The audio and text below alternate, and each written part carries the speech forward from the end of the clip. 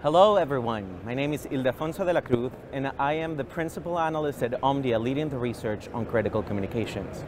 I am at IWCE 2023 with Streamwide, Lauren and Pascal to talk about the changes in the public safety and mission critical communications community. One message that we've seen throughout the event is the concept of ecosystem. What can you tell us about it?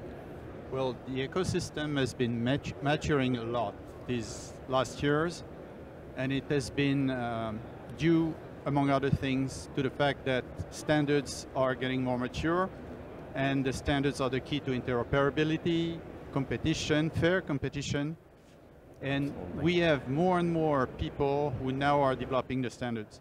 To give you an example, IWF, which used to be, a remote idea for a lot of people, is becoming reality. We demonstrated it in the last CCW, and now we have a lot of people who are developing IWF interfaces, which allows us to talk to almost anybody, and at least those that don't try to keep proprietary systems. Absolutely, but as we see this ecosystem grow and evolve, there is a sort of challenge, which is the reluctance to change. How does Streamwide address or help the community embrace this evolution and change? So, I mean, I can speak on behalf of the software and the change using different software, using different devices. These are a lot of old school verticals. They are comfortable with their hand radios, they're comfortable with their filing cabinets, they're comfortable with paper. We don't want to rip that away from them, and we certainly don't want them to feel uncomfortable. Change is difficult, we understand that. So our approach is we want to do a migration for them. So we want to have them experience some new technologies, some new innovations, without having to let what their comfort zone is go. So they can have the best of both worlds. The other thing is we don't want to pull all of their tools away from them that they're familiar with using and comfortable using, but we also want to increase their safety, and we want to increase their reliability, and we want to be able to keep them up to speed with what their competitors are using.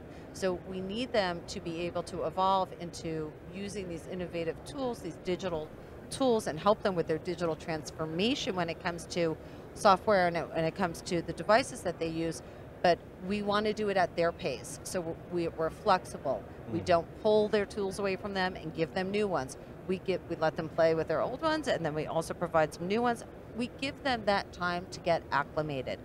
We train them, we help them, we assist them, and we listen to them. Because if there is something that isn't working for them, if it's not working for them, it's not going to work for somebody else in that vertical. So we want to experience that feedback, and we want to see what can we do to make this transition as easy as possible for them, as comfortable for them, and most importantly, so that they are able to conduct themselves safely.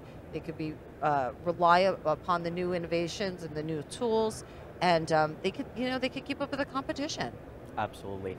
I think you've touched on very critical topics. The fact that education and training is essential in order to guarantee a positive and seamless evolution of the technologies.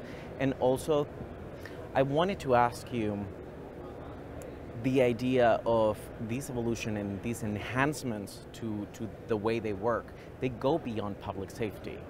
Oh, they totally go beyond public safety. I mean, a lot of the vendors that are here at IWCE, we support public safety.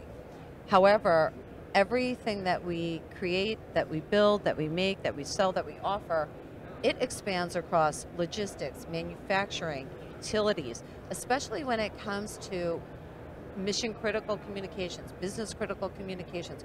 You have to have something reliable, and that crosses beyond your firemen and your police and your EMS. Those are the people who are out there who are fighting the forest fires.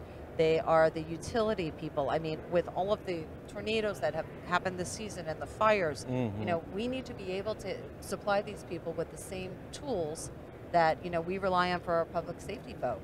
Absolutely. I mean, the verticals are endless. I mean, they really are. As far as communities go, cities go, they have traffic workers, they have schools, they have districts, they have, I mean, the opportunity is endless, and a lot of these institutions are older ones, and they shouldn't be left behind because they're also our most important ones.